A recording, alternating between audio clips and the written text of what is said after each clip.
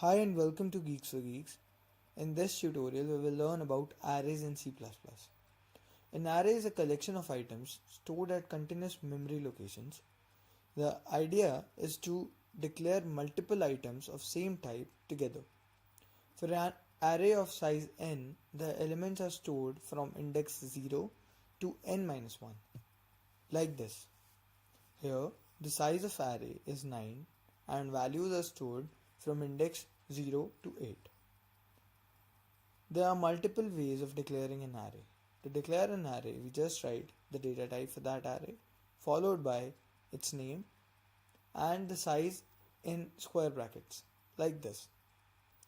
Now suppose we need to declare and initialize an array. We do it like this. We write all the elements in curly brackets. This line declares an array of size 4 and initializes it to the values in curly brackets. Let's run this code. We can see that all the values of this array are printed. In C++, there is no out of bounds index error, but the output may be unexpected when we run the code. Let's suppose this code. We are storing values at index -3 and 4 which are not present in this array. Let's run this code. We can see that we are getting garbage or unexpected output. In an array, the elements are stored in contiguous memory locations.